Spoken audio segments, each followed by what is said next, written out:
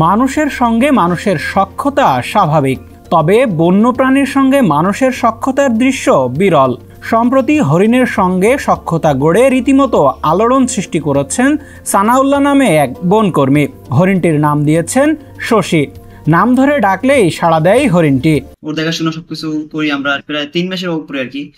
এবার রোজার মাসে আমাদের সাথে ও সেহরি খাইছে, ইফতারি, বুট মুড়ি, পরে পেঁয়াজের ছোলা, বাইরে না দিয়ে দেখেছে ওর সাথেই বেশিক্ষণ সময় কাটানো হয় আর কি। প্রায় মাস 6 আগে বন থেকে দলছুট হয়ে লোকালয়ে আসে একটি মা হরিণ। হরিণটি একটি বাচ্চা প্রসব করে শিকারীদের ভয়ে আবার ফিরে যায় বনে। পরে স্থানীয়রা বন বিভাগের লোককে খবর দিলে হরিণের বাচ্চাটি উদ্ধার করে। এরপর ওই হরিণের বাচ্চাটিকে পরম যত্নে লালন পালন করছেন সানাউল্লাহ। তো তারপরে আমরা নিয়ে আসার পরে ওর দেখাশোনা সবকিছু করি আমরা প্রায় 3 মাসের উপরে আর কি। দুধ খাওয়াইছে আর কি 1.5 কেজি করে। এখন মার কাছ থাকলেও তো ও খাইতো আর কি, মানে টাইম টু টাইম। তো আমরা ওইভাবে আর কোনো চেষ্টা করছি যে সবসময় খাওয়ানোর জন্য, খেয়াল রাখার জন্য। সানাউল্লাহ হরিণের বাচ্চাটিকে দৈনিক 1.5 লিটার গরুর দুধ খাওয়াতেন, ঘুমাতেন একই খাটে। এক পর্যায়ে মানুষের খাবার ভাত, কলা, রুটি, বিস্কুট সহ অন্যান্য খাবার খাওয়া শুরু করে হরিণটি আর কি। এবার রোজার মাসে আমাদের সাথে ও সেহরি খাইছে, ইফতারি, বুট মুড়ি, পরে পেঁয়াজের ছোলা, আলুর ছোলা, তারপরে শসা, বুট, তার ভাত খায়, তারপরে চাল, ডাল, তারপরে বিভিন্ন সবকিছু খায় আর কি। এবার চাও খায় আর কি, বুট মুড়ি, তারপরে এগুলো সব খায় আর কি। মানে ও আমাদের সাথে ছিল এতদিন, খুব ভালো আর কি, ভালো লাগতো, সময় কাটতো। দেখা গেছে বাইরে না দিয়ে দেখা গেছে ওর সাথেই বেশিক্ষণ সময় কাটানো হয় আর কি। দেখা গেছে ও থাকে একা একা, এই জন্য আমরা বাইরে বেশি থাকি না, দেখে ভিতরেই বেশি থাকা পড়ে, অফিসের ইতি বেশি থাকা পড়ে। বনকর্মী সানাউল্লাহর সঙ্গে হরিণের বাচ্চাটির এমন সখ্যতা সামাজিক মাধ্যমে ব্যাপক সাড়া ফেলেছে।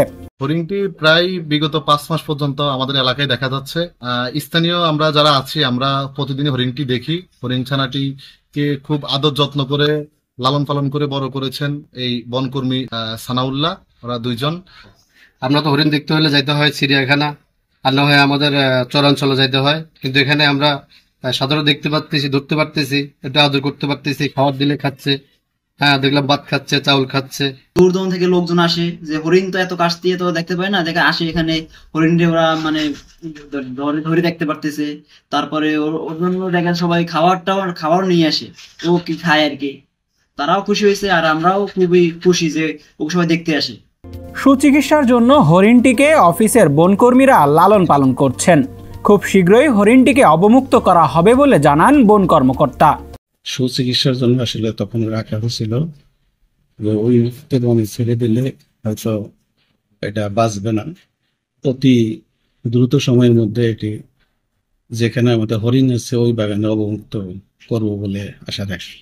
বনকর্মী সানাউল্লাহর সঙ্গে হরিণের বাচ্চাটির গত 6 মাসে যে সখ্যতা গড়ে উঠেছে এটি সত্যিই বিরল ঘটনা। প্রতিদিনই হরিণ ও মানুষের এমন সখ্যতা দেখতে এলাকাবাসী ফরেস্ট অফিসে ভিড় জমাচ্ছেন।